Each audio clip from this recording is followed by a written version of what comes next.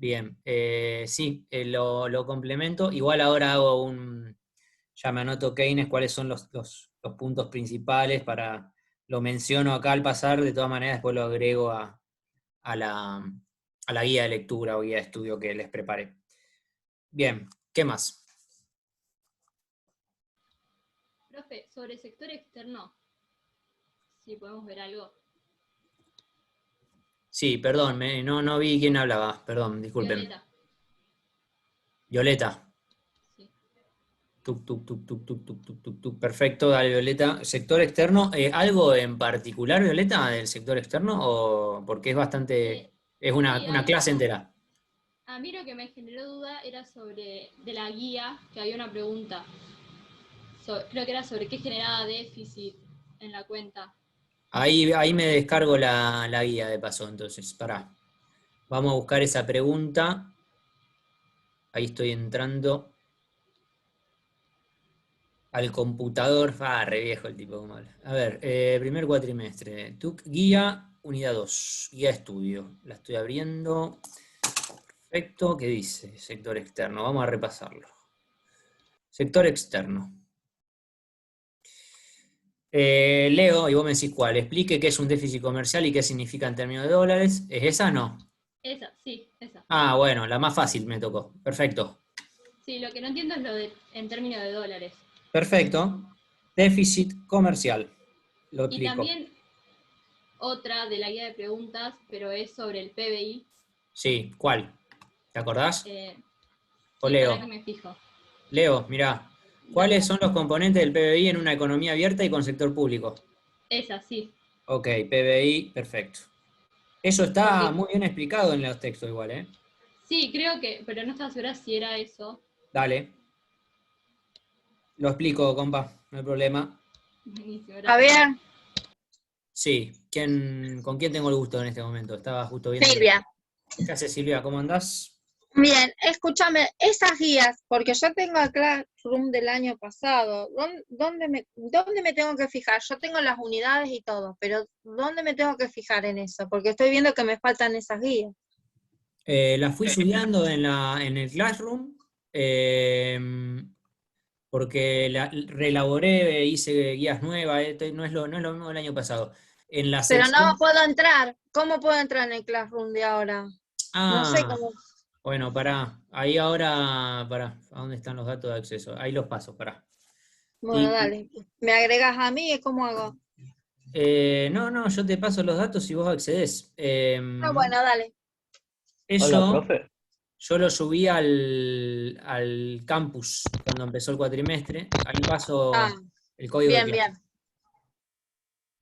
Profe, Sí. hola, ¿cómo va? ¿Con quién tengo En el el gusto grupo de ahora? WhatsApp, ¿Cómo? ay, no escuché, que en el grupo de WhatsApp igual estaba el código de acceso, Ah, por bueno. si Silvia me parece que lo quería. Sí, sí, yo vi, pero vi las unidades, pero no vi esas guías, esas preguntas.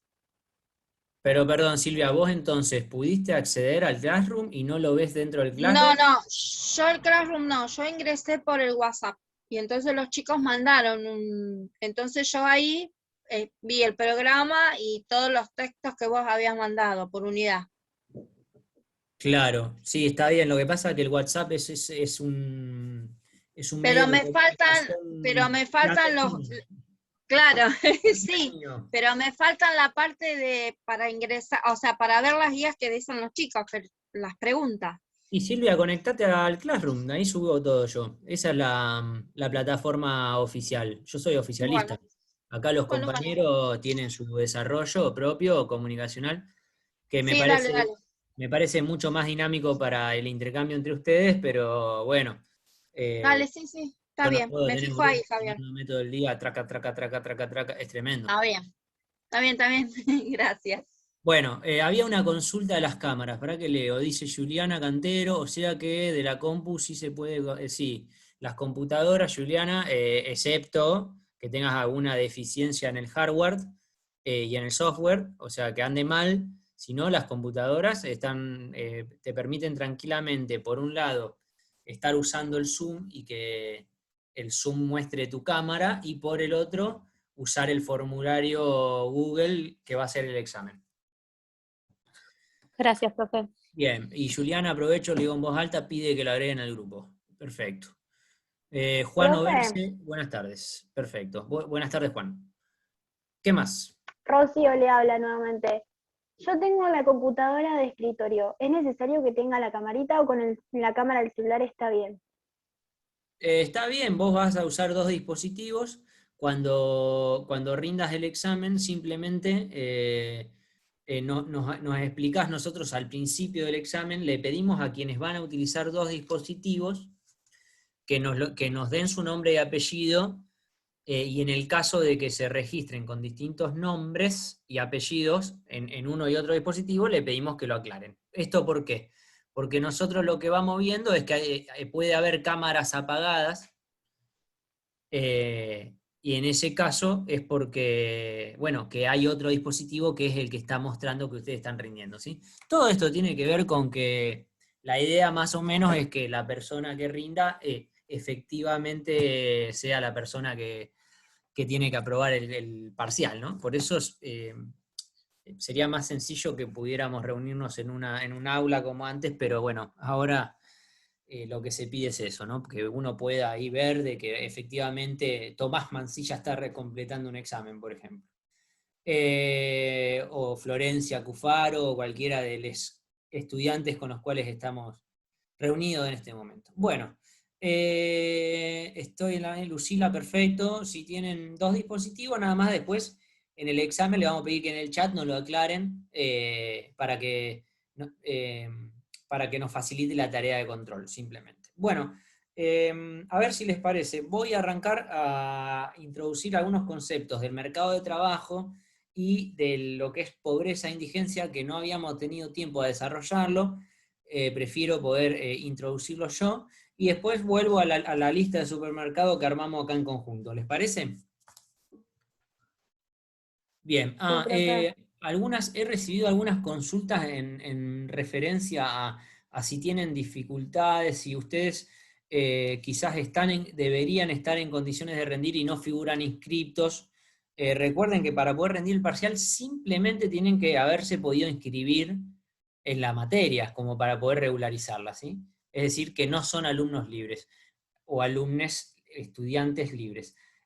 Si tienen algún problema en relación a eso, o alguna duda, o algún trámite para poder figurar en actas, eso lo tienen que ver con Secretaría Estudiantil. Yo les cuento, nosotros los docentes no tenemos la posibilidad de armar esa lista, ni de modificarla, sino simplemente nos la pasan a través del sistema Guaraní. Es decir, que cualquier cuestión que tenga que ver con la inscripción al cursado, que eso les habilita a poder regularizar el sentido de este parcial, es para que podamos evaluar el grado de comprensión o de asimilación de los contenidos, pero aparte tiene, lo dijimos desde el principio, tiene una importancia en la regularidad, ¿no? Quienes aprueban este parcial o el recuperatorio regularizan la materia. Por lo cual, por favor, se tienen que referenciar con Secretaría Estudiantil si tienen algún inconveniente con esta cuestión. Bien, perfecto. Voy a compartir pantalla. Bárbaro, perfecto.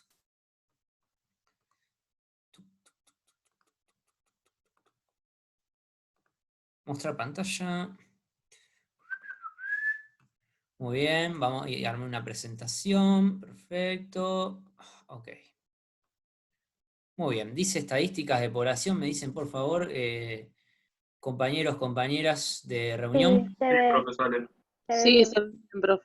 Perfecto. Bueno, la idea mía es poder trabajar 2 cuestiones que son, lo vamos a ver en la unidad 4, son centrales en la Argentina, son uno de los problemas más importantes o que más penumbras sociales generan. Vamos a hablar del desempleo, la pobreza y la indigencia, desde una perspectiva de las cuentas nacionales, que es el objeto de estudio de la unidad 2, ¿no? Es el sistema de cuentas nacionales, lo dijimos, es un sistema que ordena y que unifica a nivel mundial cómo miden cómo se miden las categorías de la economía política y cuáles son ellas, ¿no? Dijimos, bueno, que hablamos del producto, del ingreso, producto bruto, interno, balance de pagos. Bueno, ahora vamos a hablar un poco de lo que tiene que ver con ciertos indicadores poblacionales del mercado de trabajo, y vamos a ver un poco cuáles son los indicadores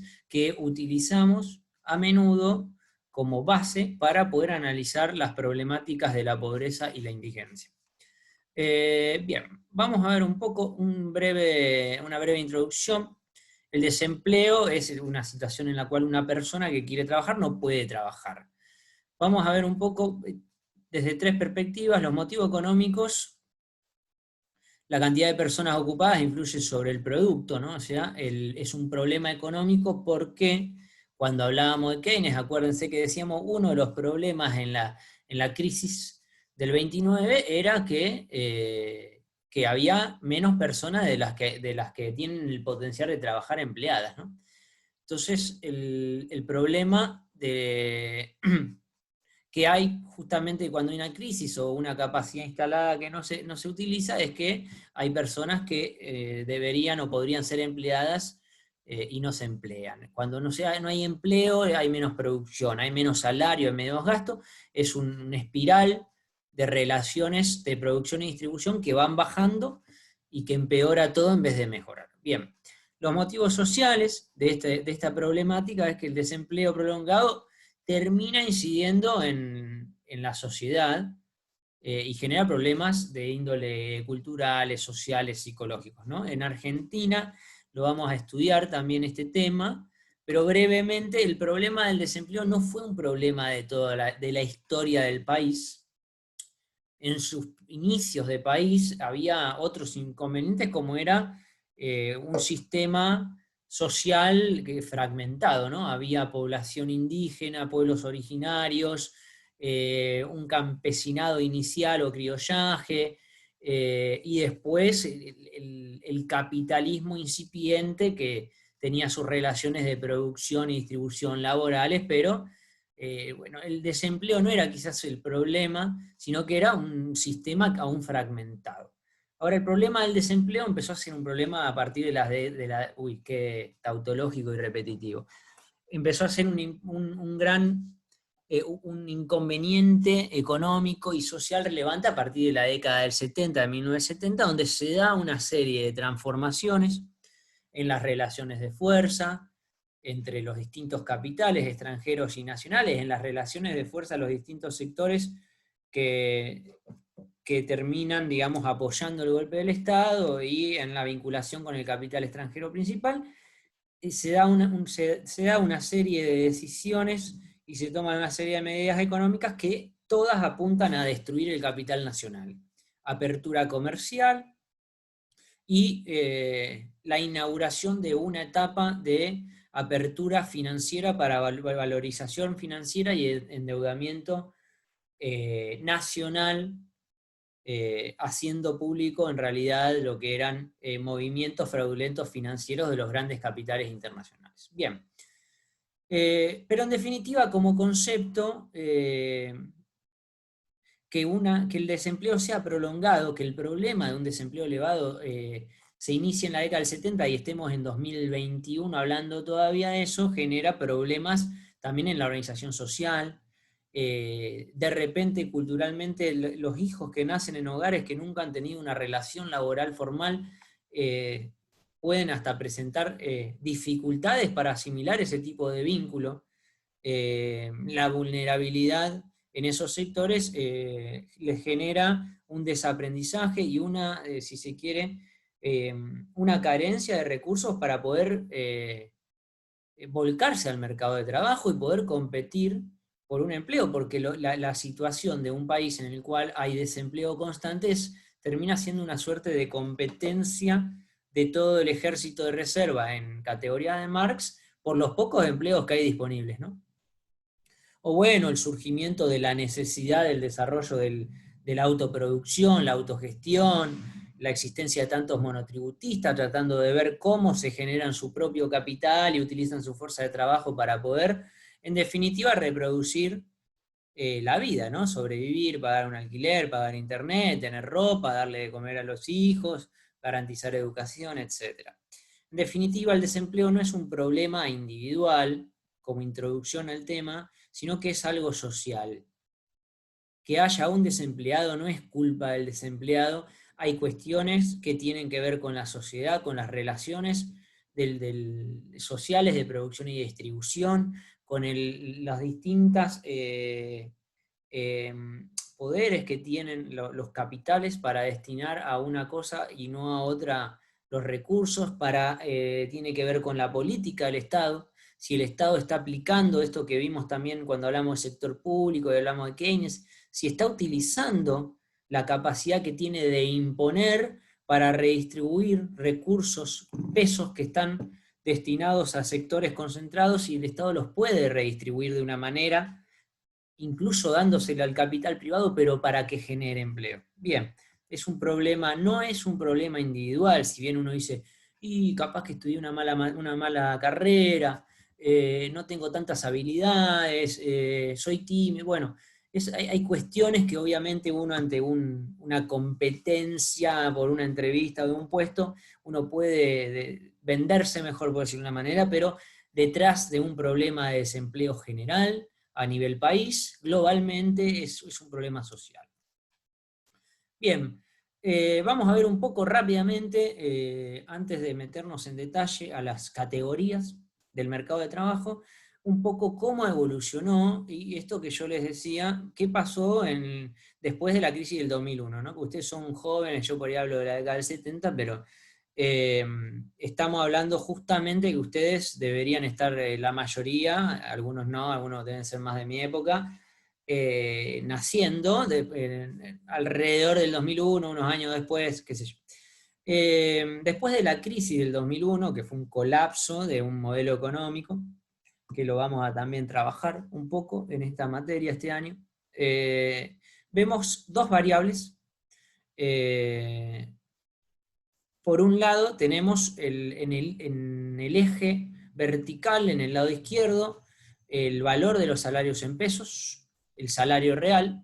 El salario real sería un salario valuado en términos reales y no en términos monetarios, ¿sí? ¿Qué sería un salario real? La cantidad de bienes y servicios que puede comprar un salario, ¿sí?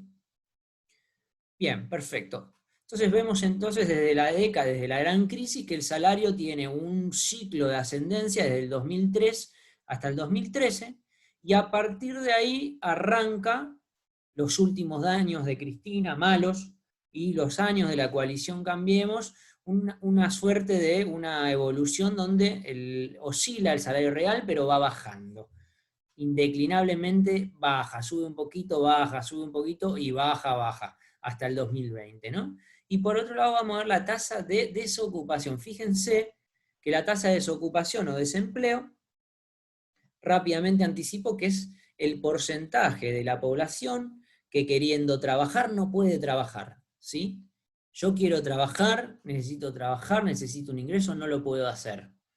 Bien, en el 2003 venía todavía de un porcentaje muy elevado, fíjense que cerca del 2018, del 18%, empieza una recuperación económica, por lo cual, como yo les decía siempre, y lo que decía Keynes, siempre que arranca alguien a gastar, se genera una secuencia de relaciones de producción y distribución, donde las compras de la empresa terminan siendo la ganancia de la empresa, termina siendo salario, termina siendo recaudación impositiva, y ese dinero empieza a fluir nuevamente. Entonces, por eso se ve ese momento donde indeclinablemente baja hasta el 2006. A partir del 2006 ya empieza a oscilar entre una tasa que a nivel argentino del 7, el 8% no es elevada, un nuevo periodo en el cual vuelve a descender hasta el 2015, donde baja cerca del 6%, y a partir del 2015 vuelve a aumentar el desempleo. O la desocupación abierta también la pueden encontrar así. Fíjense, notable, cómo aumenta el desempleo y a la vez baja el salario. Notémoslo, ¿no? Porque los neoclásicos, ahora Nicolás creo que preguntó, los neoclásicos dicen que si baja el salario aumenta el empleo. Fíjense que en Argentina en este periodo no se verifica eso. No es que el mercado logra hacer bajar el salario y eso aumenta la ocupación. Puede pasar al simultáneo los dos procesos. Hay desempleo en aumento y los salarios están bajando.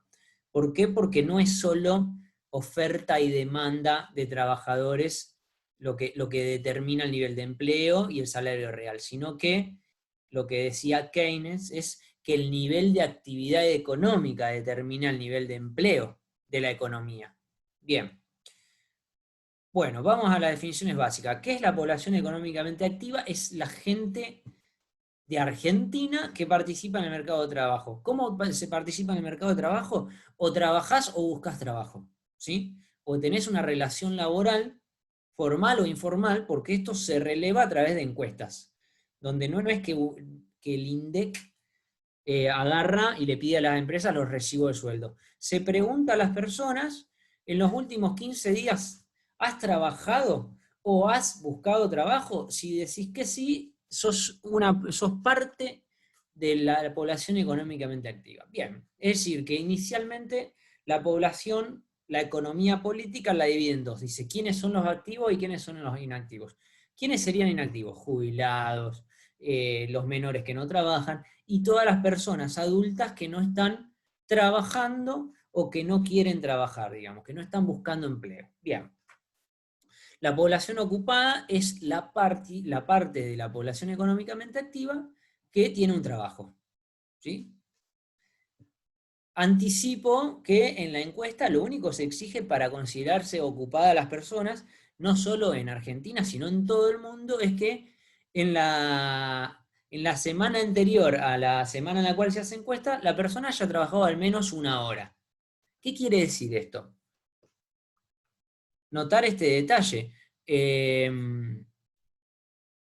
Un desempleado es alguien que ni siquiera llegó a trabajar una hora la semana anterior a la encuesta. O sea, es gravísimo.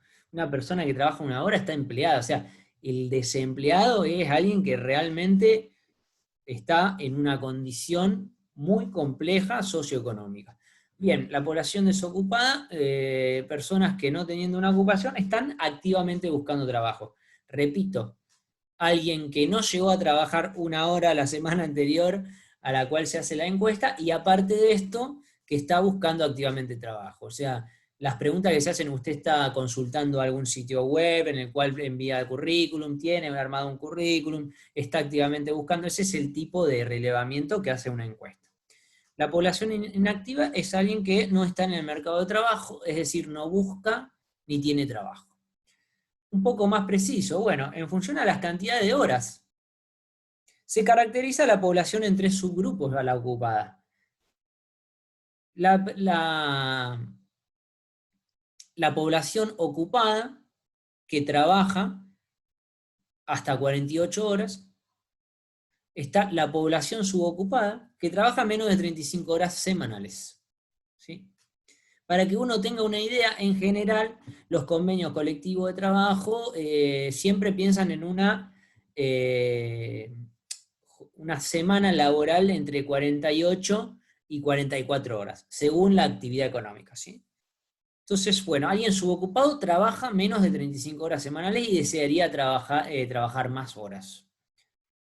Hay un nuevo renglón dentro de este subgrupo de la población ocupada, que es la demandante y no la demandante. La demandante sería alguien que trabaja menos de 35 horas semanales, pero quisiera trabajar más. ¿Sí? Porque le gusta trabajar, porque le gusta tener jefe, porque necesita un ingreso más elevado y el trabajo que tiene con 35 horas o menos no le alcanza. Y está la población subocupada no demandante.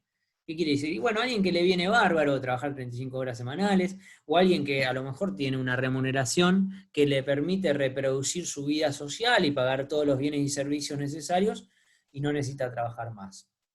Población sobreocupada, más de 48 horas semanales, ¿sí? Bien, vamos a ver la población total. Todos los argentinos, 44 millones aproximadamente. La subdividimos. Profe, Adelante. La definición de salario real era la cantidad de bienes y servicios que puede comprar con ese salario. Claro, yo lo dije a la pasada porque no es una categoría que hayamos introducido teóricamente, pero la utilizamos ahí en una gráfica para mostrar cómo evolucionó el empleo y el salario. Cuando uno habla en la economía política en general de una variable real, ¿sí? Como por ejemplo el salario real, lo que hacen los economistas es dividen el valor monetario por un índice de precios. ¿Sí? Nosotros no estudiamos qué es un índice de precios, pero seguramente han escuchado hablar del problema económico y social de la inflación, y que en general cuando se habla de inflación, el parámetro que se utiliza para ver si el problema es grave o no y si mejora o empeora es el índice de precios al consumidor. ¿No? Dicen, el índice de precios al por menor del consumidor aumentó este mes el 3%. Bueno, ¿eso qué quiere decir? Que hay como todo un equipo estadístico que releva en distintos puntos de todo el país los precios de ciertos productos, ¿sí? Por eso, ¿y qué se hace? Y todos los tiempos ese relevamiento termina dando un número. Si ese número aumenta, quiere decir que hay inflación, quiere decir que en general los bienes y servicios elegidos para ese índice aumentaron. Entonces, ese índice, aparte de permitirnos ver si en general una canasta o un grupo de bienes y servicios está aumentando en precio, en general, porque la inflación es eso, si hay un aumento de la Coca-Cola nada más porque arrancaron las vacaciones y mandan toda la coca a la costa, bueno, este año fue particular, pero hay cuestiones estacionales, o aumenta la frutilla porque la producción solo se puede hacer en invernaderos, eso es un aumento particular de un bien o servicio. Ahora, cuando vos tenés un proceso global, eso los índices lo ven. ¿Por qué? Porque va el que hace la encuesta al supermercado y dice, la polenta aumentó. La carne aumentó, la leche aumentó, internet aumentó, Alberto dejó aumentar las tarifas, aumentó todo. Bueno, eso es inflación, eso se ve a través de un índice. Eso es un índice, es un conjunto de bienes y servicios que uno releva su valor a lo largo del tiempo y va viendo cómo evoluciona. Vuelvo al salario real. ¿Qué sería el salario real? Vos agarrás el salario promedio en pesos de la economía y lo dividís por el índice de precio. Entonces, ¿qué es lo que te termina dando ese cociente? Esto, insisto, es algo bastante técnico, lo explico porque está bueno que estén al tanto y que si escuchan hablar del salario real o de otra variable económica en términos reales, a veces dicen la tasa de interés real, ¿no? El PBI en pesos, en dólares, o el PBI deflacionado por el índice también. Lo que se hace es el salario promedio de la economía se lo divide por el índice de precios. Y eso que te da, conceptualmente, es ese salario promedio, cuántos de esos bienes y servicios incluidos en el índice puede comprar. Doy un ejemplo. Supongamos que nosotros queremos armar un índice de precios porque queremos hacer un experimento entre nosotros, queremos ver qué es lo que pasa en Rosario, en el lugar donde vivimos, con los precios de la carne, el pan y la leche, ¿sí? Y armamos un índice de precio entre esos productos. Entonces va Keila, y va María, y va Florencia, y releva. Uno releva en este lado, el otro en este, en este, en otro. Entonces, bueno, listo. ¿Cuánto vale la leche hoy? ¿Cuánto vale la carne? ¿Cuánto vale el pan? ¿Sí? Y armamos un índice.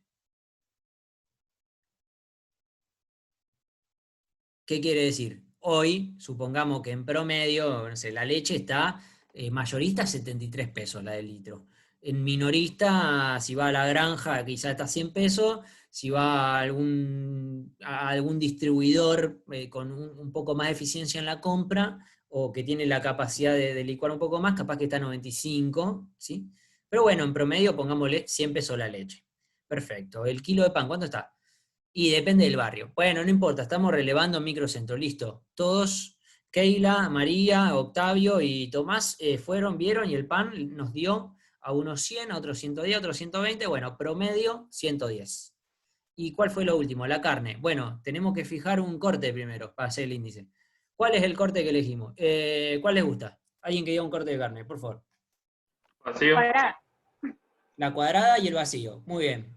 ¿Cuánto está la cuadrada, Keila, y cuánto el vacío? No sé quién lo dijo. 550 kilos. Sí, puede ser.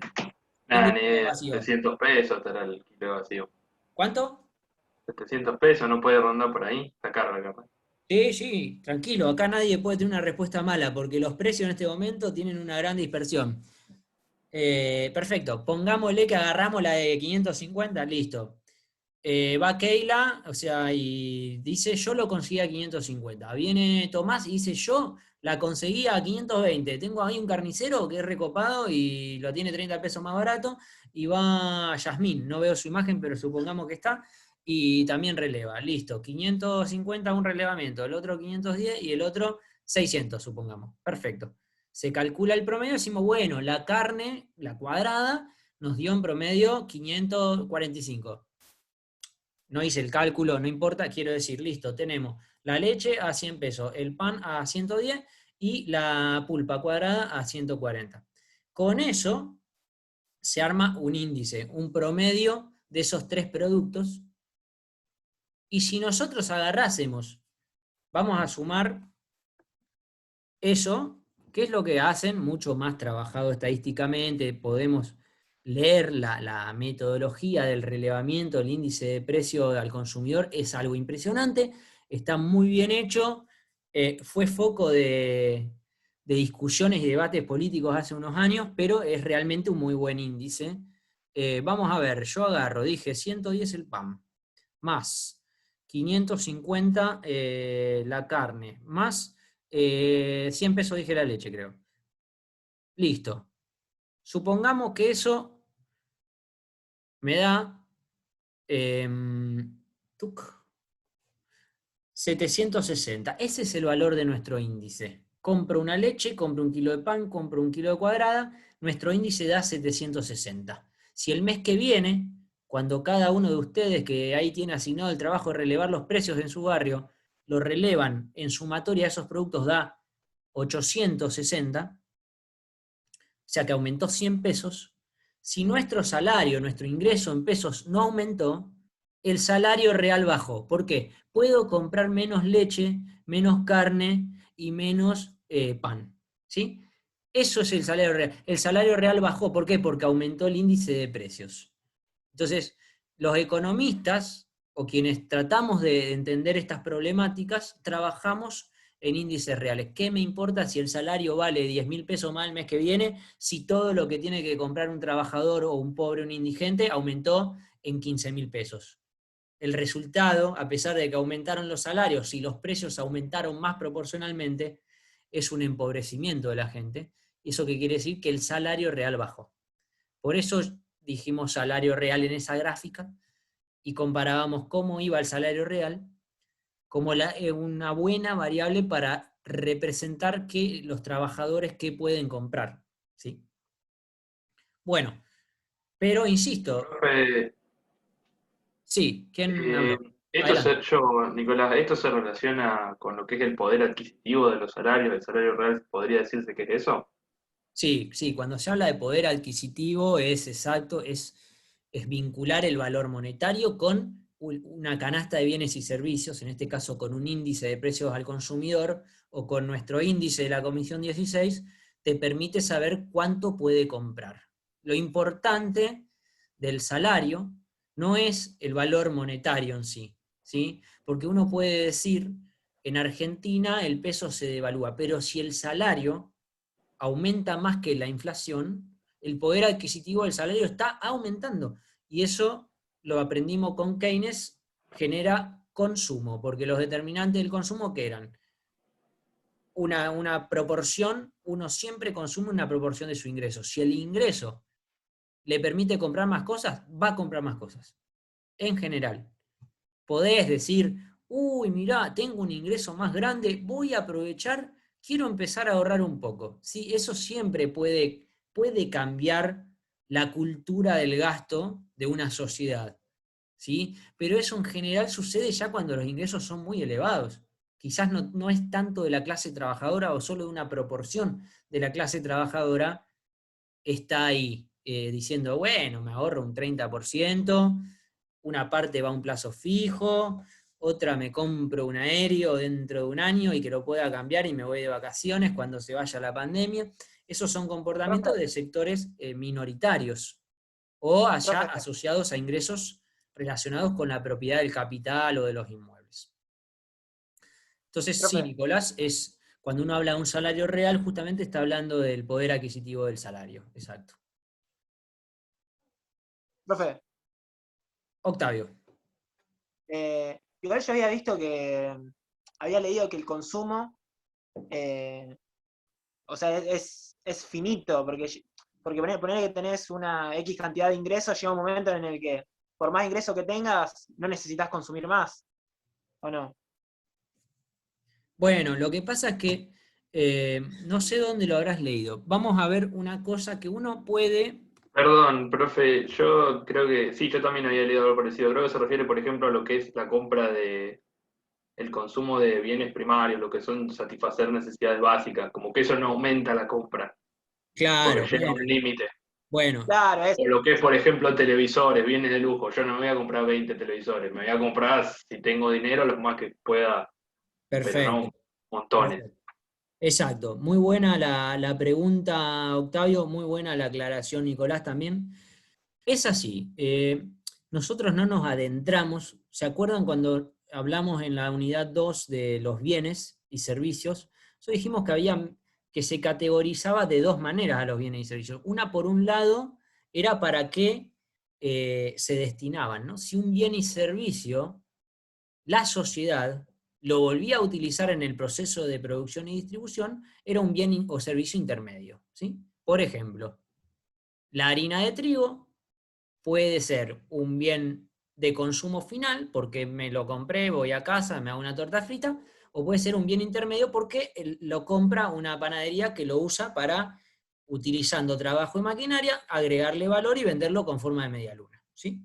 Bien. Por otro lado, los bienes y servicios se caracterizan por ser bienes de capital o de consumo, ¿sí? Ahí la característica la adquieren por el destino que se le da. Por ejemplo, una partner o un utilitario puede ser un bien de consumo que la familia lo utiliza para ir al parque el fin de semana, llevar a los pibes a la escuela, ¿sí? O ir a dar la vuelta ahí, si hay alguno de ciudades o pueblos del interior, dar la vuelta a la plaza el fin de semana. Aclaro que yo nací en Santi Espíritu, un pueblo de 500 habitantes más o menos. O sea que adoro los pueblos y no es peyorativo lo que digo.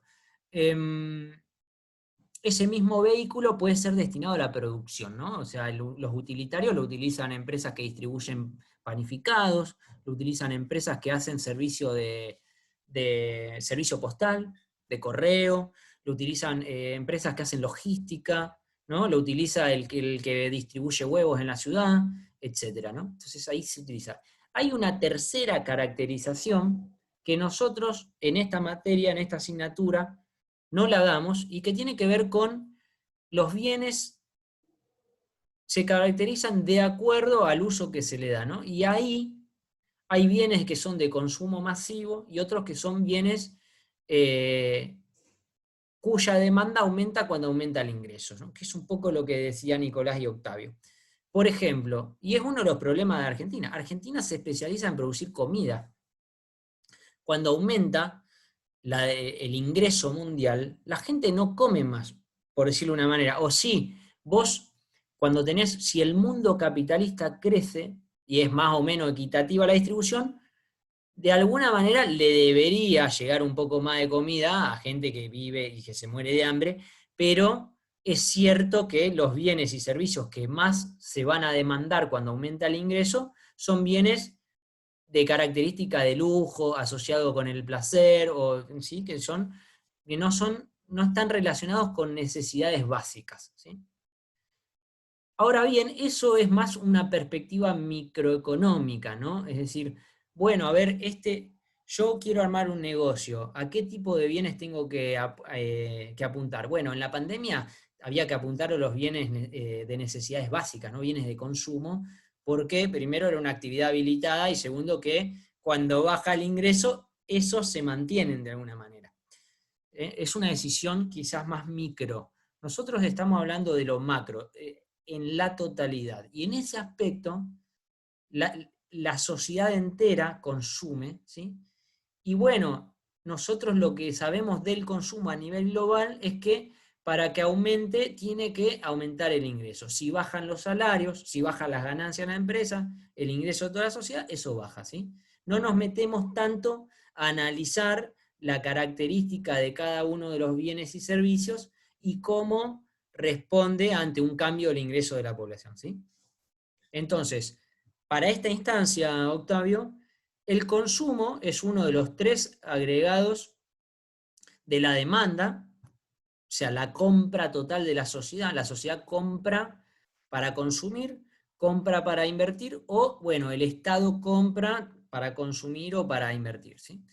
Y en esa perspectiva, el consumo, nosotros lo que sabemos a través de Keynes es que en general depende de una variable que sería la proporción que uno decide consumir de la totalidad de su ingreso, y la otra variable que lo determina es el ingreso, ¿sí? ¿Qué quiere decir esto? Que para que el consumo aumente, o la gente tiene que consumir una mayor proporción o la economía tiene que crecer, ¿sí? Bien. Lo digo a las pasadas porque se tocó el tema. En general, cuanto menores ingresos tienen las familias o los hogares, consumen obviamente una mayor proporción del ingreso. Por eso, también cuando un Estado redistribuye a través, no sé, de impuestos de las ganancias, recursos que irían a las arcas o a las cuentas bancarias de los sectores que son dueños de la propiedad del capital, se redirige a sectores vulnerables que van a ir a comprar al kiosco fideo, huevo y galletita, eso en general genera un crecimiento económico porque se reactiva la actividad, ¿sí? Muchas veces cuando y esto lo vimos en la balanza de pagos, muchas veces los sectores que tienen muchas ganancias en Argentina tradicionalmente, en vez de volcarlo al mercado, a invertir en mayor producción, en mayor contratación, en brindar servicios que la población pueda contratar, muchas veces se han dirigido esos recursos al sector financiero, incluso se han salido del país esos recursos. Por eso muchas veces el Estado, para buscar el bienestar de la mayoría o para reactivar la economía, tiene que tratar de darle más dinero a los que menos tienen, porque eso no solo que es un paliativo para esos sectores vulnerados que están atravesando una sociedad, una situación de emergencia, sino que a la vez es mejor para la mayoría, excepto al que le cobran un poco más de impuestos, que seguro se va a enojar, obviamente, ¿no? Profe, Sí. o sea, con el impuesto a la ganancia, si después lo distribuís en los sectores que menos tienen, Keynes te diría que, por ejemplo, puede aumentar el ingreso de esos sectores y eso aumenta el consumo. Y es favorable para la economía, una cosa así. Claro, exacto. Vamos de vuelta. Suponte que vamos a ver cómo lo decide el Estado, pero el Estado puede directamente transferir, ¿no? Como la tarjeta alimentar, que es un crédito para que la gente compre comida. Si es un crédito, o no sé, ahora Santa Fe está haciendo esta billetera virtual también, donde el Estado le da plata para consumir a esos sectores. Y lo que nosotros aprendimos con Keynes es que uno no analiza una política económica solo con el efecto inmediato. El Estado agarra y le da plata para comprar comida. ¿Cómo sigue la historia? Ese dinero pasa del que tenía la tarjeta alimentar al dueño de la granja, al dueño del supermercado, al dueño del kiosco. El dueño del kiosco compra más mercadería. ¿A quién? A un distribuidor que vende galletitas Arcor. Bueno, todo el dinero empieza a girar. Es un nuevo movimiento económico que va pasando de los distintos niveles a lo largo de la cadena de valor o de distribución de cada uno de los bienes y servicios, y termina llegando a toda la sociedad de alguna manera. Va a recaudación de impuestos a través del IVA, va a ganancia a través del pedacito de esa compra que va al que es el dueño del capital o del negocio, va al salario del kiosquero, o bueno, el ingreso que tiene un kiosquero, que muchas veces no es un salario, sino que se guarda un pedacito de la caja y el resto repone mercadería o paga proveedores. Bien, ¿se entiende, Octavio? ¿Me expresé bien? Y, profe, ¿y eso realmente funciona en la realidad nuestra? La Sí, cuestión de que incremente el consumo por medio de estos créditos de parte del Estado.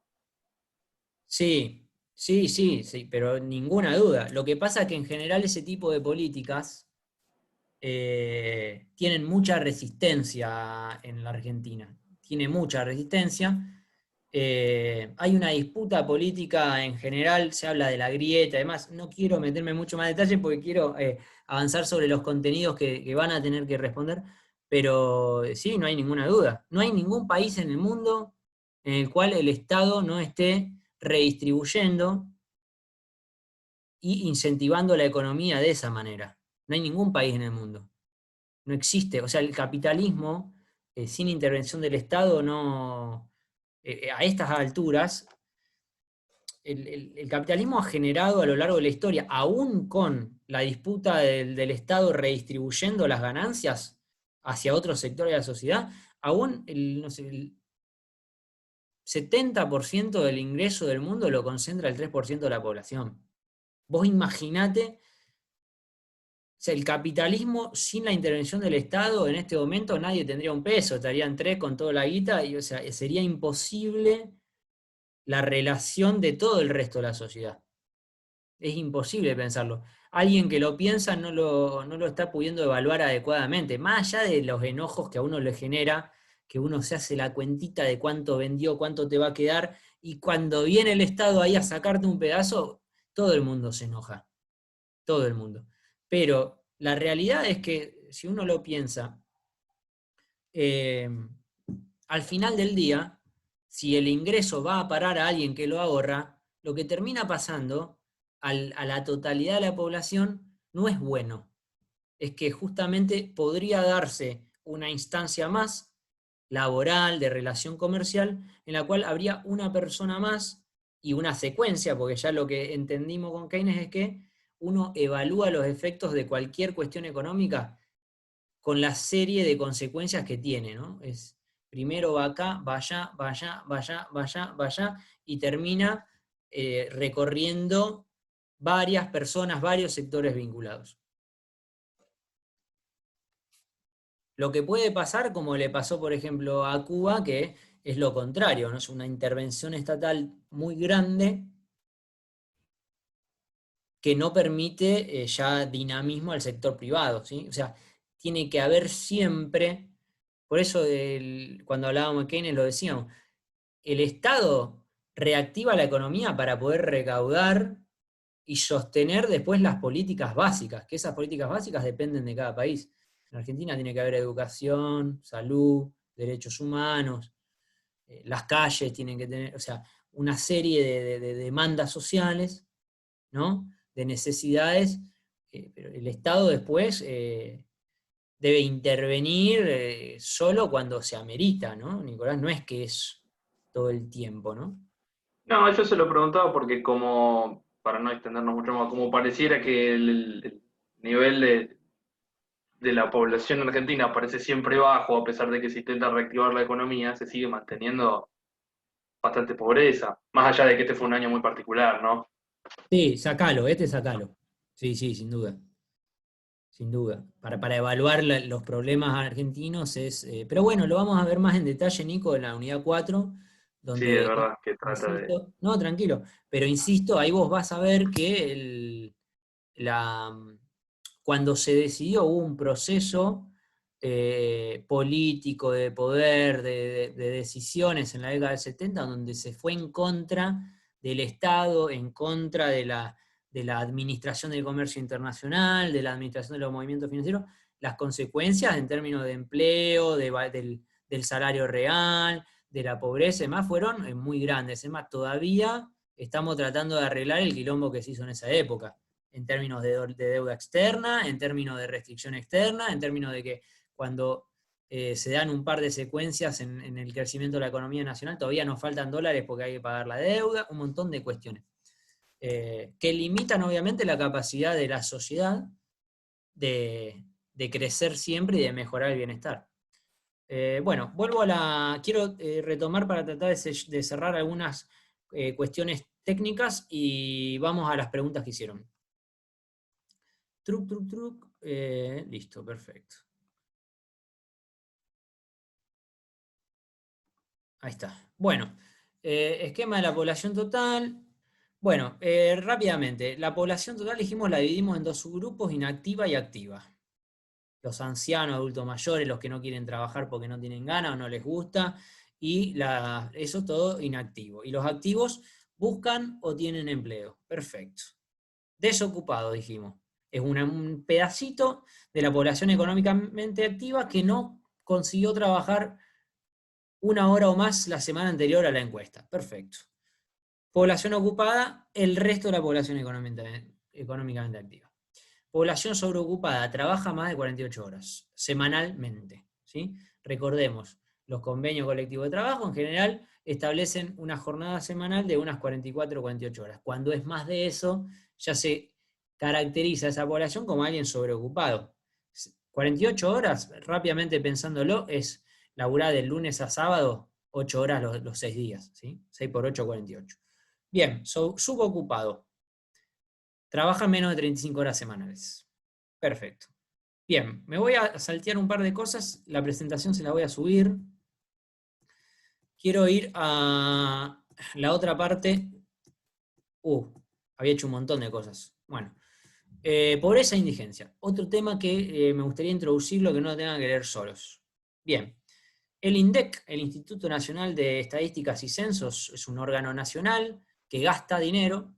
Es uno de los sectores en los cuales se gasta dinero y contrata trabajadores que hacen el índice de precios y hacen otros índices.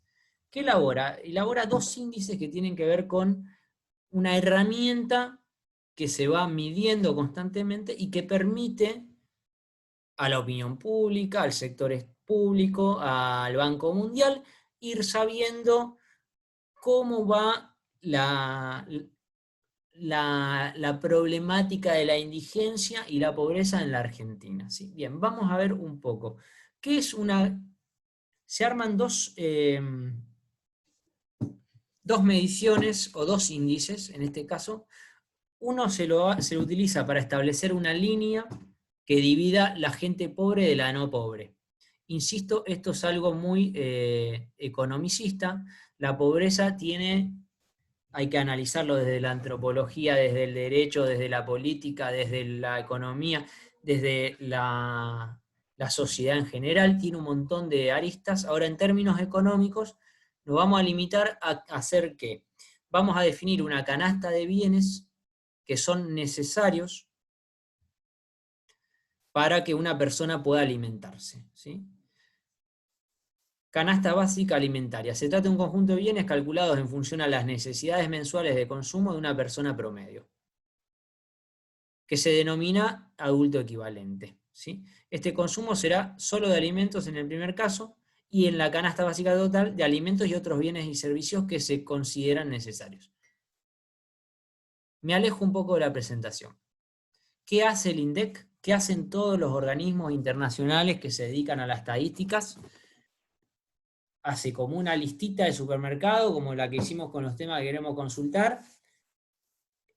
Para armar esa lista de supermercado, la de la canasta básica alimentaria, ¿qué hace? Se analiza en términos nutricionales un conjunto de bienes de alimenticios y la cantidad de ellos que es necesario para una persona o para un hogar para poder mantenerse vivo, digamos, ¿sí? Para que su cuerpo no tenga un retrocedimiento físico.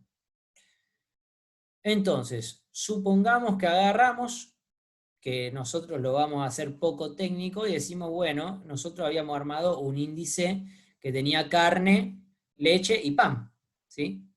Bien.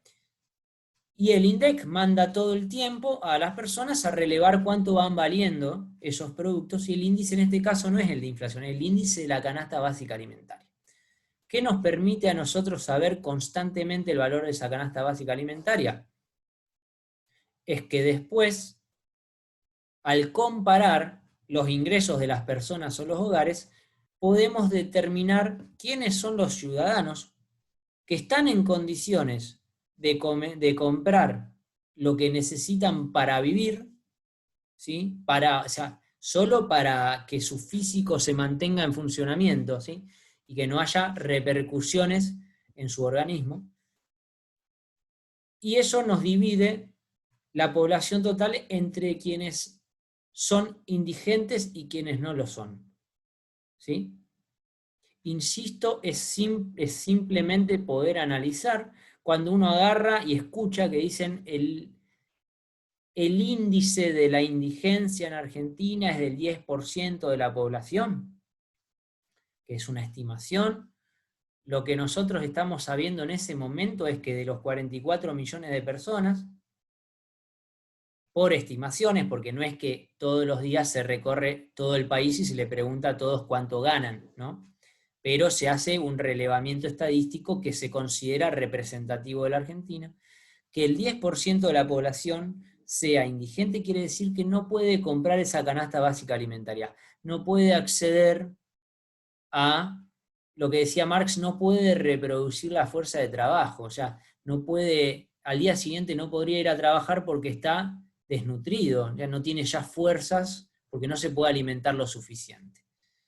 Por eso que cuando uno habla de un porcentaje de indigencia, o cuántas personas viven por debajo de la línea de la indigencia, en general se publicita de esa manera la cifra, lo que estamos sabiendo es cuántas personas en la estimación del INDEC en la Argentina no están pudiendo comer lo mínimo y necesario, ¿sí? Es algo muy grave. De igual manera se elabora la canasta básica total, que a eso se le suma, a ese conjunto de bienes alimentarios, se le suma un conjunto de servicios necesarios para reproducir, ya es como una reproducción ampliada en sociedad, ¿sí? Uno necesita poder tener acceso al transporte público, cuánto dinero hay que destinar para eso, tiene que poder tener acceso a educación, cuánto hay que gastar para eso mensualmente, y para eso lo que se compara es el ingreso de las personas con esta canasta básica total, que no solo incluye lo que se necesita para que uno pueda sobrevivir en términos físicos, para mantenerse sin perder peso, sin perder capacidades físicas, sino que además debe incluir que uno pueda tener acceso a vestimenta, porque, o sea, vivimos en el siglo XXI, hay una manera de vestirse, hay que tener cierta...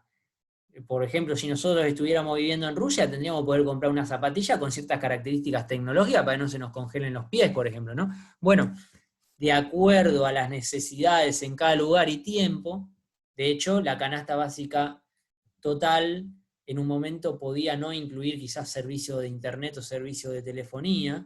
Hoy en día alguien que no tiene acceso a un celular está prácticamente excluido de la sociedad, ¿no? Es algo... Es más, a un tipo de tecnología de celular prácticamente. Bien, esto sin ánimo de cualificarnos y demás, digo, capaz que hay alguien que no tiene celular, pero quiero decir que la canasta básica total en definitiva representa... ¿Vos no tenés celular, Blanca?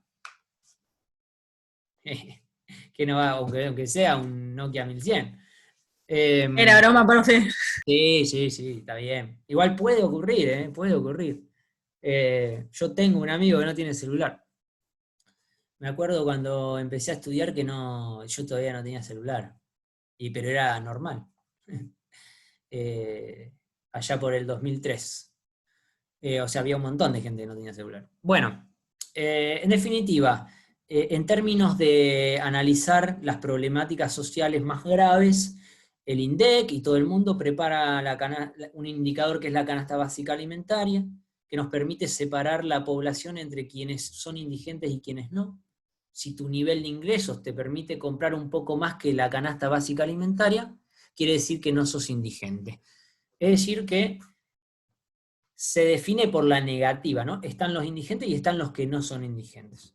Y después tenemos a los pobres y los no pobres. ¿Cómo se analiza quién está bajo la línea de la pobreza, quién es pobre? Se compara el valor de la canasta básica alimentaria con el ingreso que tiene esa persona o esa familia. Una aclaración. Obviamente la canasta básica alimentaria, para analizar si un hogar de 3 personas es pobre o no, indigente o no, es distinta a la de un hogar de una persona, ¿sí? O sea, y el INDEC separa y va presentando un hogar de 2 adultos y 2 menores necesita tanto para comprar la canasta básica alimentaria y la canasta básica total. O sea, no es... Profesor, sí, Blanca. perdón.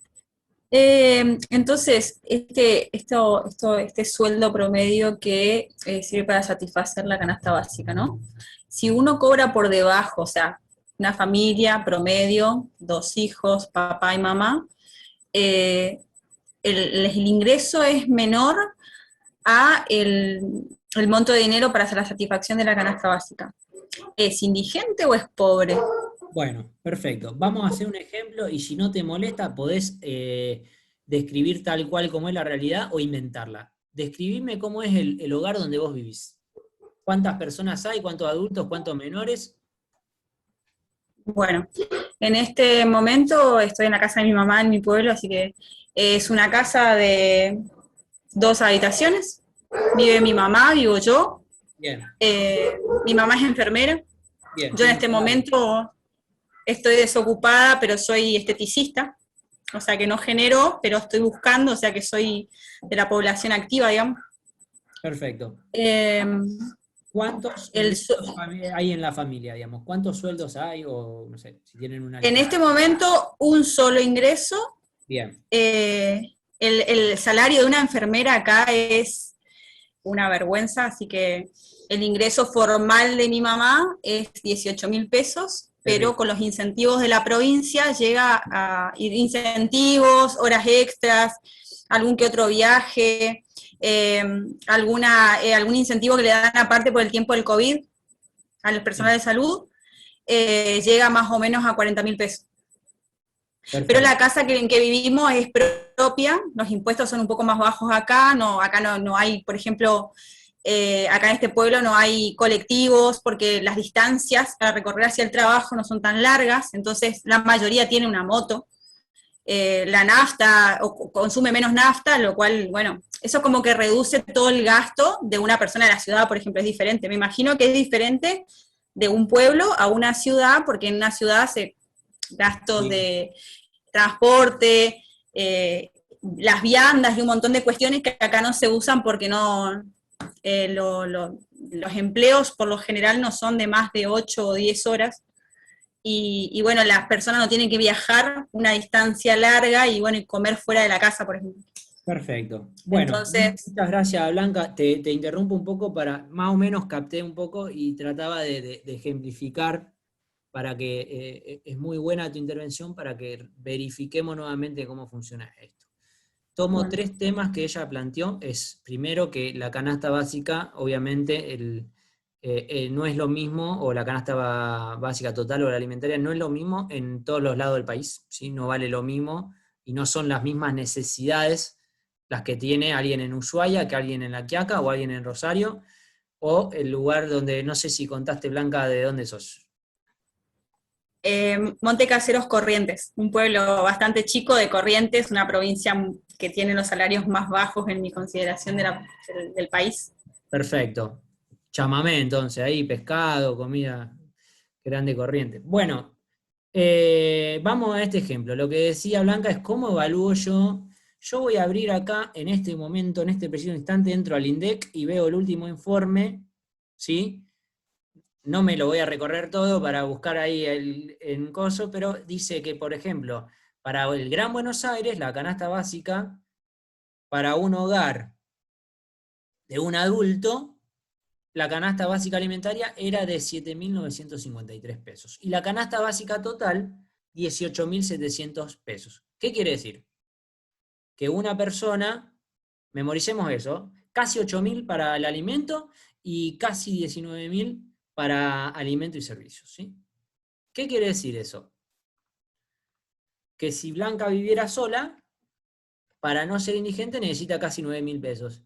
Y si ella viviera sola, para no ser pobre, necesitaría casi 19.000 pesos. Ella acaba de decirnos que son varios en la casa y el ingreso que están teniendo en este momento es de 18.000 pesos.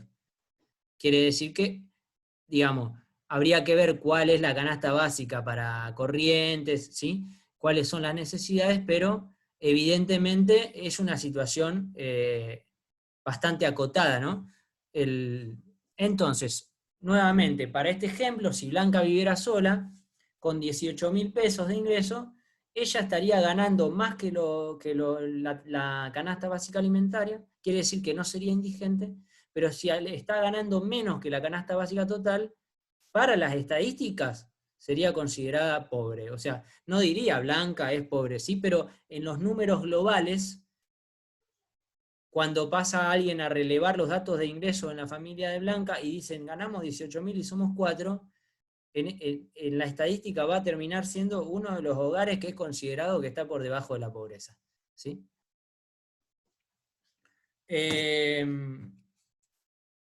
Blanca, no sé si...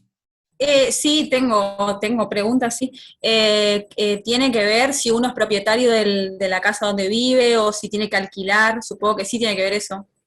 Sí, Yo toda claro, la vida pensé claro. que la indigencia se tenía, por ejemplo, con no tener un lugar donde vivir, o sea, asociaba a eso. No sabía que tenía que ver con valores, porque hay gente que, bueno, que vive de un plan del gobierno que probablemente ni siquiera llega a cubrir sus necesidades, pero bueno, heredó una casa, no sé, de la abuela y no paga alquiler.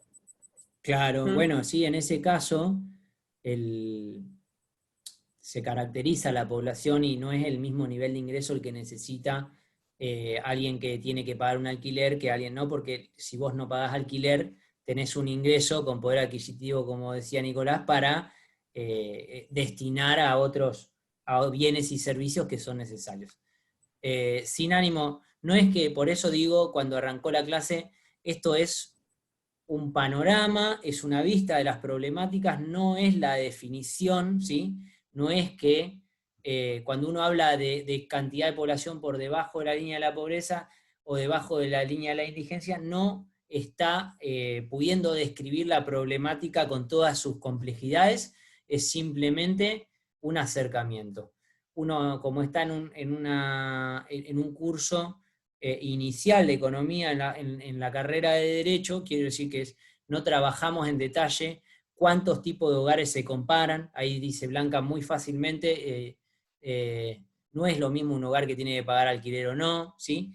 Exacto, sí, no se va a comparar el nivel de ingreso de alguien que necesita pagar la vivienda de alguien que no, ¿sí? Eso incide, hay un montón de cuestiones. No es el mismo valor a lo largo de todo el país, porque no es el costo de la comida no es el mismo en todo el país.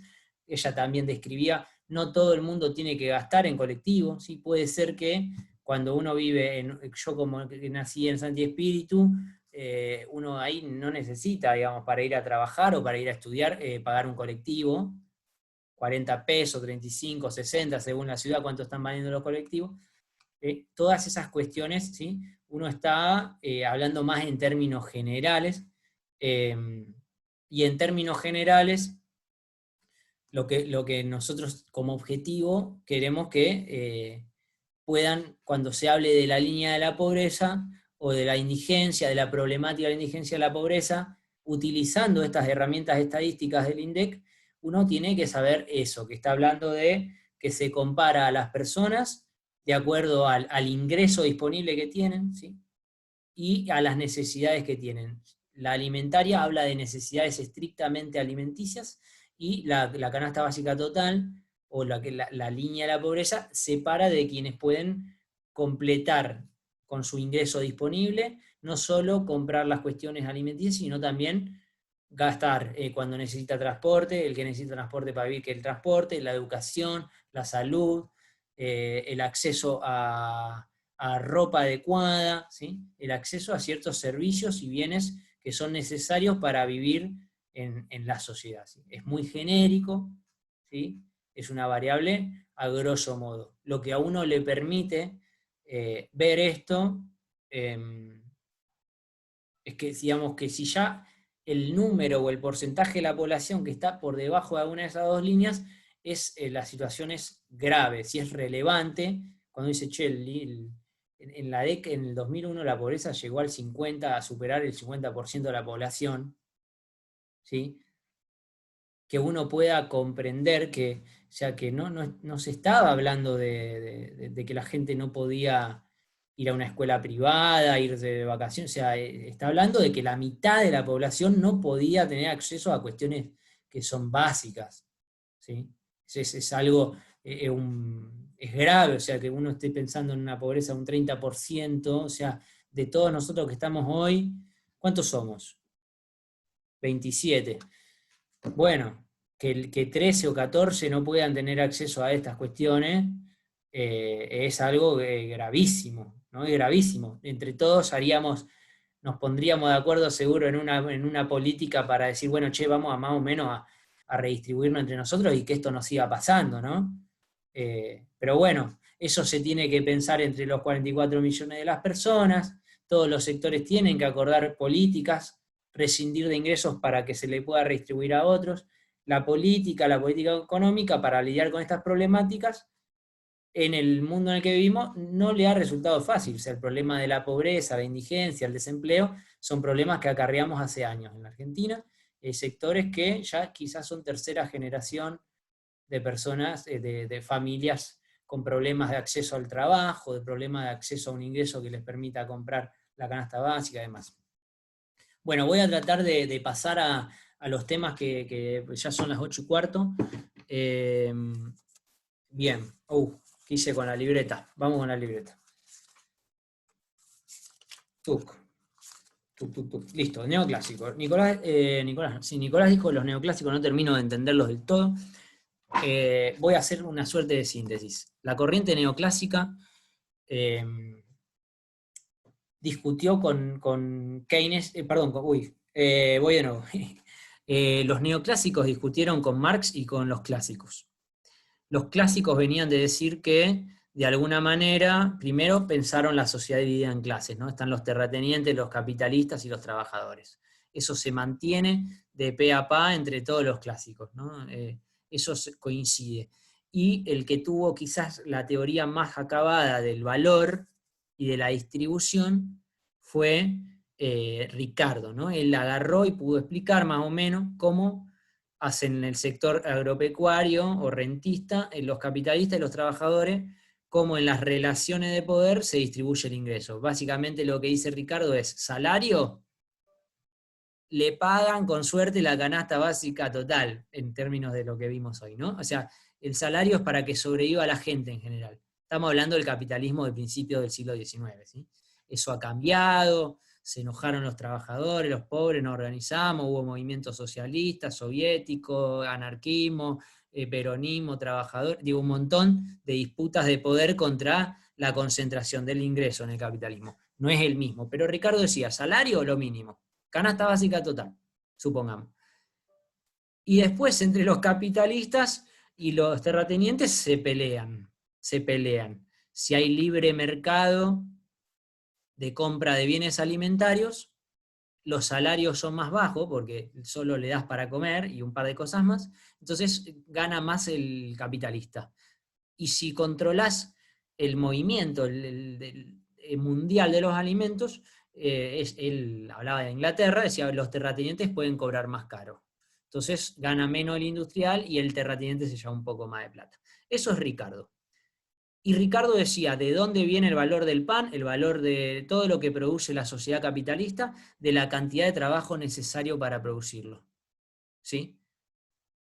Marx dice lo mismo, pero aparte, ¿qué dice? Guarda, el capitalismo es un sistema que se empezó a desarrollar a partir del siglo XV, cuando descubren América, que se empieza a consolidar la propiedad privada, que una parte de la sociedad empezó a tener la propiedad de los medios de producción y el resto empezó a quedar a las buenas de Dios teniendo que trabajar por hora de trabajo y cobrar algo. Ese sistema de relaciones de producción y distribución hace que el capitalista, por ser dueño de la propiedad de los medios de producción, tenga tanto poder que cada día que se produce hay un pedazo de lo que produce el trabajador que se lo queda al capitalista. Que si hubiera más, si las relaciones de poder económicas y políticas y sociales fueran más iguales entre trabajadores y capitalistas, no se quedaría con tanto, ¿sí? No se quedaría la plusvalía o sería menor, ¿sí? Eso es lo que introduce Marx. Es como el valor sale del trabajo, pero aparte en el proceso de producción, por cómo está armada la sociedad capitalista, el capitalista se queda con una parte del trabajo, del producto del trabajo del trabajador. Si el trabajador fuera dueño del capital también, ganaría más. Eso es lo que dice Marx, ¿sí? Ahora, los neoclásicos, ¿qué discuten con ellos? Los neoclásicos cambian el discurso, cambian la perspectiva. Sacan las relaciones de producción y de distribución en la distribución del ingreso y en el valor, ¿sí? Y lo que dicen es, no. Lo que hay detrás del valor no tiene que ver con cómo son las relaciones de producción, qué relación de fuerza hay entre el capitalista, el trabajador y el terrateniente, sino que las cosas tienen un valor por la interpretación subjetiva de las personas respecto de la satisfacción que tiene por comprarlas, ¿sí? El paquete de galletitas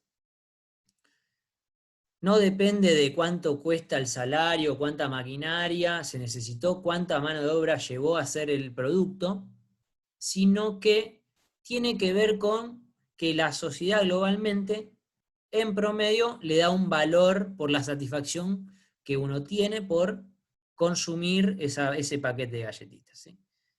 Cambia la perspectiva, empieza a hablar, por eso se dice que es una teoría subjetiva del valor.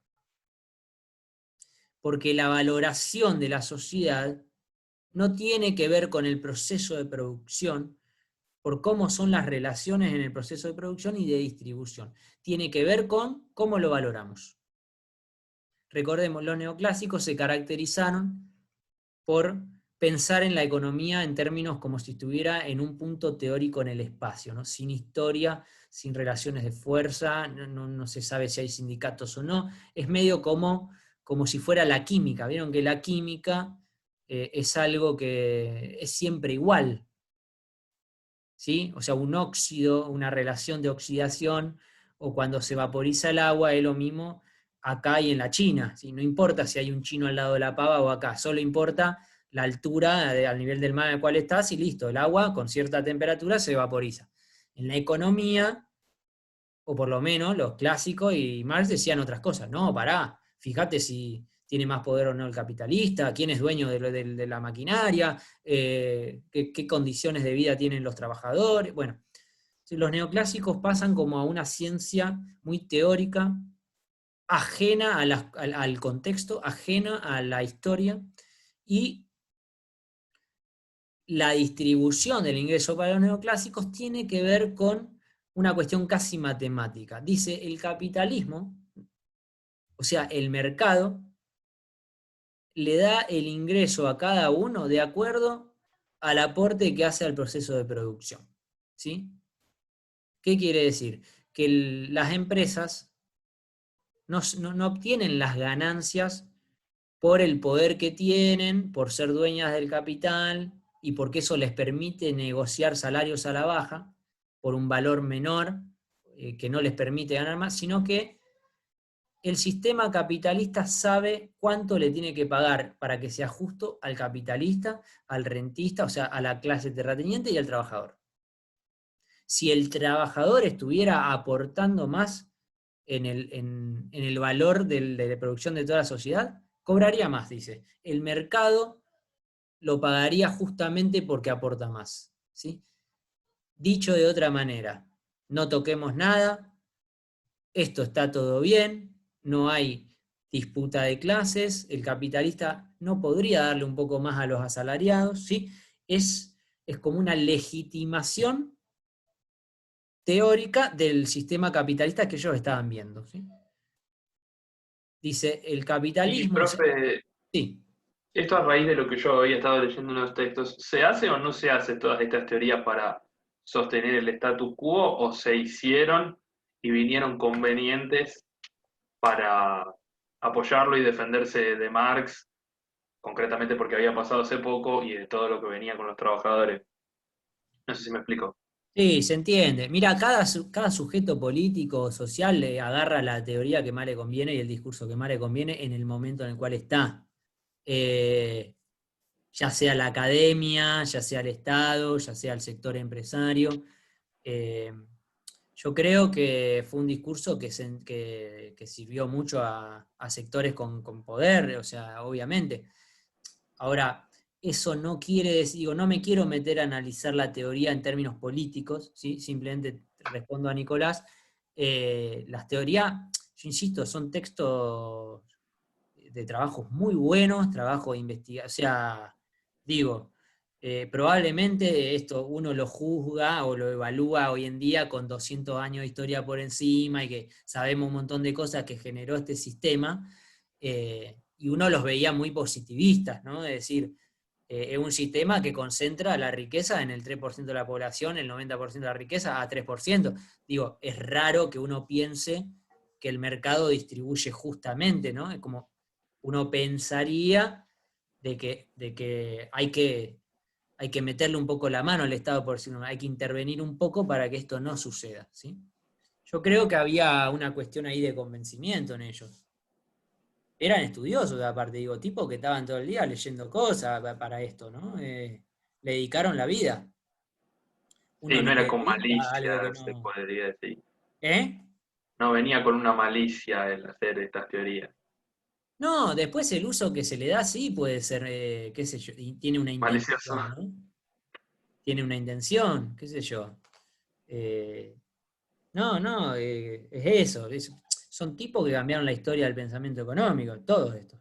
Desde el que más te guste, uno puede tener mayor afinidad con el discurso, ¿no? Y para distintas épocas y momentos las teorías pueden servir.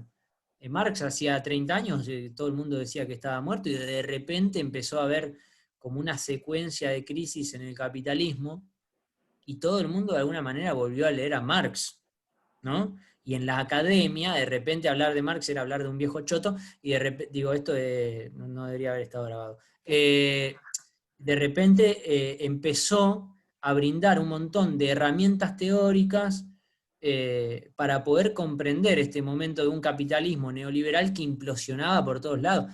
Porque, o sea, hubo crisis, en los últimos 20 años hubo crisis todos los años. Algunas erupcionaban en algunas partes, otras se contagiaban, otras hizo de goma el sistema financiero norteamericano y estadounidense en el 2007 con la subprime. Digo, las teorías incluso se reflotan, ¿no? Y en el medio de todo eso hay un montón de teóricos que uno no conoce, que quizás estuvieron... Llegaron a pensar. Perdóname, Blanca, que termino y ahí te doy la palabra. Depende. Yo creo que uno lo que más puede estar despierto y avispado es decir para qué se usa y con qué intención se utiliza un discurso, ¿no? Teórico, académico, etcétera, ¿no? Porque en el ámbito del derecho también se debe justificar cualquier barra basada con cualquier teoría, ¿no? Adelante, Blanca, ahí terminé. Profe, es el resurgimiento del pensamiento marxista. ¿Tendría que ver con que creían que la crisis del capitalismo iba a llevar por fin a la dictadura del proletariado? Y es largo, vamos, de que cada uno lo piense y lo hablamos en otro momento. Porque yo hice para filosofía, había hecho un trabajo práctico que tenía que ver con un desarrollo personal, o sea, mi opinión sobre el capitalismo y cómo se adaptó de manera que fue mutando para que no exista un quiebre que haga que la teoría de Marx tome cuerpo, digamos. Claro. En realidad. Porque sí, me parece que sí iba a haber una revolución que iba a lograr romper con este sistema, pero me parece que es como una mutación inteligente en la cual se le otorgaron algunos derechos o cuasi derechos al trabajador y se le dio la condición de trabajador y un montón de cuestiones que hicieron que junto con, la sociedad del consumo y un montón de cosas que hicieron que esta clase que estaba oprimida se olvide de que estaba oprimida y que empiece a creer de que algo iba en su beneficio. Que en realidad, para mí entender, el trabajador sigue estando oprimido. Por más que existan leyes que lo protejan, siempre hay una trampa que logra tomar partido y termina siendo un sector débil. Bueno, te agradezco mucho que nos compartas ese trabajo. No voy a comentar demasiado porque ya excede por mucho lo que tenemos que ver, pero es muy interesante. Gracias, Blanca, por compartirlo. Entonces, los neoclásicos, sintetizo, Nicolás, es eso, es una nueva teoría que revaloriza al mercado y que sostiene que el mercado le da a cada quien lo que le tiene que dar, ¿no? Se habla de una teoría subjetiva del valor, ¿no? Los bienes se valorizan, tienen valor por cómo nosotros percibimos que nos satisfacen necesidades. Y la cuestión de la distribución, también la discute con Marx y con unos clásicos, no tiene que ver con una disputa de poder, sino que tiene que ver con un mecanismo de asignación que le va dando a cada quien según lo que aporta, ¿sí? Y que funciona perfectamente, ¿no? Esa es una síntesis de los neoclásicos. Bien. Y, profe, ¿no puedo hacer una pregunta rapidita, bien corta? No hace falta sino que la desarrolle ahora, pero se la dejo. Sí, dale. En los textos también, leyendo, se hablaba de que había ciertas inconsistencias en las teorías de los neoclásicos. Yo ahora no me puedo acordar exactamente cuáles, pero me recuerdo que hubo una crítica por parte en Cambridge, Sí, Joan Robinson. en Inglaterra. Sí. Sí, Sí. ellos no ¿Y eso es así, quieren- efectivamente, es inconsistente? Sí, es inconsistente. Pero, por ejemplo, Adam Smith también es inconsistente, ¿no? O sea, digo, uno a pesar de... O sea, la crítica fue muy fuerte en esa época en la academia, lo liquidaron, porque como que ellos habían armado toda una teoría, un modelo matemático con funciones más que lograba explicar el capitalismo y la teoría resultó inconsistente, ¿no? Es decir, no funcionaba adecuadamente. Es como si vos decís 2 más 2 suma 5 le daba a ellos, ¿no? O sea, era inconsistente, tenía un error grave. No obstante lo cual, igual el valor de la escuela neoclásica y la incidencia que tuvo en la sociedad y demás, nada, ahí medio que le dieron como un golpetazo en la academia, los keynesianos venían con todo. Joan Robinson es la que discute desde Cambridge con ellos y el keynesianismo, yo se los dije un poco, gobierna de alguna manera el pensamiento y las ideas políticas desde la década del 30 hasta el 70, donde vuelve con todo el neoliberalismo, y que a pesar de esas inconsistencias encontraron una nueva manera de retomar su posición de hegemonía y de importancia en la explicación del mundo. ¿Sí? Bueno, Keynes. ¿Qué era? ¿Cuáles? ¿Qué es importante en Keynes? En Keynes tienen que saber que el primer economista que discute con lo neoclásico que el mercado no garantiza un equilibrio social con plenitud, ¿no? Keynes dice el capitalismo genera equilibrios desequilibrados. ¿Qué quiere decir? Él fue o triunfó en la academia cuando en Europa se agarraba a las piñas, guerras, etc., y hubo una gran crisis económica, las fábricas no podían seguir trabajando a todo vapor porque no se vendía lo que se producía. Y Keynes fue el que dijo, bueno, acá tiene que venir un actor distinto. Los capitalistas no están activando esto nuevamente. El Estado, que no espera obtener una ganancia, un máximo beneficio, sino que tiene que responder a las necesidades de una sociedad, tiene que respetar una constitución, tiene que poder todos los días trabajar y convencer a la mayoría de la población. Ese sujeto tiene la capacidad de reactivar la economía, ¿sí? Multiplicador del gasto keynesiano, toma recursos ociosos en la economía y los vuelve a la economía para que vuelva todas las relaciones de producción y distribución a funcionar, se reactive la economía, se vuelvan a utilizar las fábricas que se paran, se vuelva a utilizar las personas que estaban quedando fuera del mercado de trabajo. Eso es Keynes en 3 segundos. Bien, sector externo. Perfecto, la balanza comercial Nosotros dijimos que el balance de pago resume las operaciones entre no residentes y residentes, ¿sí? ¿Por qué estudiamos rápidamente esto? Porque las operaciones, el resultado de todo esa cantidad de operaciones que hay entre residentes y no residentes, te da el saldo en dólares para el país, ¿sí? Si vos, por decirlo de una manera, entre operaciones financieras, de activos y de comerciales, si estás comprando más de lo que te ingresa, el país pierde dólares, ¿sí? El saldo final es que hay menos dólares en el país. ¿Por qué eso es importante o relevante? Porque cuando empiezan a faltar dólares en la Argentina, ¿qué pasa? Si no interviene el Banco Central, empieza a aumentar el dólar. Y el dólar empieza a hacer aumentar todos los precios. Y hoy que vimos que hay un índice que más o menos te explica que si todo aumenta, la gente que tiene ingresos fijos empieza a poder comprar menos. Si llegás a estar debajo de la canasta básica total, empezás de alguna manera, a tener un estatus social que no te permite comprar todo lo que necesitas. Bien, entonces, vuelvo a la balanza comercial. La balanza comercial es el renglón o la parte del estado del balance de pagos que resume el resultado final entre todas las operaciones de compra y venta de bienes y servicios, ¿sí? Y para la guía la tengo por acá, ¿qué decía la consigna? Dice, el sector externo. Explique qué es un déficit comercial y qué significa en términos de dólares. Bueno, un déficit comercial significa que a lo largo de todo el año en Argentina, las operaciones entre residentes y no residentes arrojan un mayor valor de las compras de residentes a no residentes que las ventas. O sea, importamos más bienes y servicios de los que vendimos. En términos de dólares, ¿qué significa? Que de algún otro lado salieron los dólares.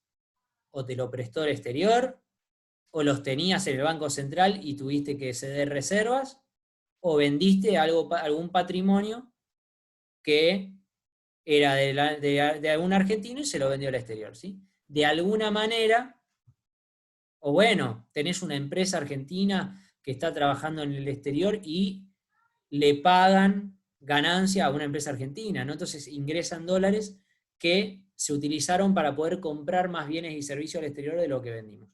Eso significa un déficit de la balanza comercial. ¿Por qué cierro siempre la libreta? Ahí está. Bien. El PBI en una economía abierta, dijimos, y con sector público. Profe, ¿puedo hacer una consulta, ya que estamos con la balanza comercial? La deuda externa, por ejemplo, ¿estaría en la cuenta financiera? Buena pregunta. ¿Y el pago estaría dentro de la cuenta capital? ¿O me estoy enredando? Perfecto, perfecto. Bien. El Estado Nacional acuerda, lanza un papel que representa, jurídicamente ustedes lo van a saber explicar seguro mejor que yo, pero es un papel que le permite al Estado en ese momento, o a alguien de Argentina, un residente, recibir dólares a cambio ¿de qué? De en un momento devolver esos dólares, pero aparte ir pagando de un momento a otro, ¿sí? Bien. Entonces, el endeudamiento es una operación que genera tiene dos momentos, por decirlo de una manera, tiene tres momentos. En un momento uno se endeuda. ¿Qué quiere decir? Por la cuenta financiera están ingresando dólares, ¿sí? Por cuenta financiera. Ahora, cuando uno contrae un empréstito de moneda internacional, extranjera, cada tanto tiene que pagar interés. ¿Por dónde se representa eso en la balanza comercial, en la balanza de pagos? Es el segundo renglón de la cuenta corriente, ¿sí? Que habla de pagos de intereses, pago de salario, el pago de los servicios de los factores. En este caso, si quien contrae la deuda es el Estado Nacional, es un residente, y le va a pagar, no sé, al fondo financiero, o al Banco Mundial, o a quien le da el empréstito, o al Fondo Monetario Internacional, le va a ir pagando cada tanto intereses. Entonces, Situación 1, recibe dólares de Argentina. ¿Por dónde ingresa? Por la cuenta financiera. ¿Sí? Perfecto. Y después, periódicamente paga intereses y van a salir intereses por la cuenta corriente, la parte de remuneración de los servicios. ¿Sí? Y finalmente, en un momento, se tiene que achicar el capital, o sea que uno no solo paga intereses, sino que el bancario, el financista que te va a aceptar un documento de deuda, en un momento quiere que le reembolses la totalidad o una parte del capital. ¿Sí? Y eso se va a repercutir negativamente en la cuenta financiera. Entonces, es un registro de 3 momentos. Cuando ingresa el capital financiero, cuando vas pagando los intereses y cuando se cancela el capital de la deuda. ¿Sí?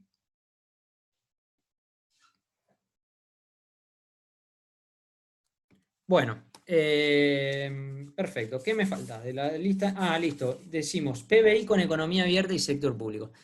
Esto es así. Cuando nosotros empezamos a hablar del producto, del ingreso, lo primero que vimos era una economía que había hogares, empresas y mercado de trabajo y mercado de bienes y servicios. Y uno después le fue agregando complejidades, ¿no? Porque uno le fue sumando y dijimos, guarda, Argentina está inserta en el mundo, entonces hay un sector externo. Después dijimos, guarda, acá también participa el Estado, que cobra impuestos, que redistribuye, que transfiere, hay un sector monetario y financiero, ¿no? Uno le fue agregando complejidad a eso. ¿Qué quiere decir esto? Que bueno, que cuando uno analiza el Producto Bruto Interno, que dijimos que era la sumatoria de bienes y servicios finales producidos a lo largo del año en el territorio nacional, ¿sí? En las fronteras de la nación. Si uno quisiera medir el Producto Bruto Interno sin considerar el sector externo, no tendría en cuenta que Argentina exporta e importa cosas, ¿sí? Eso aparece en la fórmula. El PBI, sin tener en cuenta la balanza comercial, entonces, o sea, el sector externo, ¿cómo sería? Y serían los gastos de consumo, más los gastos de inversión, más el gasto estatal. No tendría en cuenta que Argentina comercializa con el mundo. Y si uno no tuviera en cuenta que en la Argentina el Estado gasta, ¿sí? Contrata, paga salario, compra todo lo que necesita todos los días para que funcionen las oficinas públicas burocráticas, para que funcionen las escuelas, para que funcionen los hospitales, las obras de infraestructura que hace. Si no estuviera eso, Argentina, el PBI sería nada más el consumo y la inversión del sector privado, ¿sí? Entonces, la pregunta de esa consigna era para que uno vaya viendo cómo teóricamente uno conforme al modelo le va agregando sectores y le va dando más complejidad, de manera que la abstracción es cada vez menos, ¿sí? Que de alguna manera uno representa un poco más la realidad.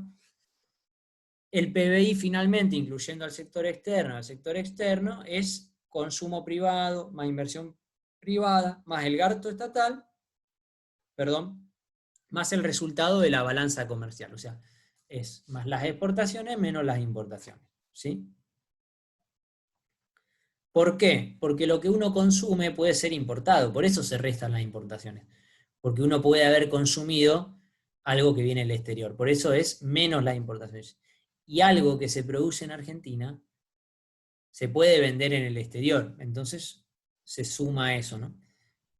A eso apunta la pregunta, es más una cuestión teórica que tiene que ver con eso, con cómo uno en este modelo del flujo circular nos fue permitiendo tratar de al menos darle cierto orden a qué pasa todos los días en la economía. Uno lo fue haciendo desde algo muy teórico que era, hay empresas, hay familia, y entre ellos se arreglan, ¿no? Y terminamos tratando de ver cómo es que hay dinero en la economía, cómo es que el Banco Central o los bancos tienen la capacidad de generar créditos, cómo es que hay una moneda extranjera y que eso puede tener repercusiones, y eso es el sector externo, que Argentina tiene que algunas cosas comprarlas sí o sí el exterior, y otras no. Vamos a ver un poco más, cuando trabajemos la unidad 4, qué importancia o por qué nos sirven como herramientas toda esta teoría que vimos en la unidad 2, ¿no? Para eso es para que cuando veamos cómo fue la época del modelo agroexportado, decir, bueno, ¿qué pasaba en términos de producción? ¿Cuánto valor se generaba? ¿Qué es lo que pasaba con los dólares en esa época? ¿Cómo era el comercio internacional? ¿Qué le vendíamos al mundo y qué le comprábamos y qué incidencia tenía en la vida, en la sociedad, en el poder que tenían los distintos sectores, etcétera? Bueno, doy lugar a una pregunta más y me gustaría dar por finalizado el encuentro, estoy un poco cansado.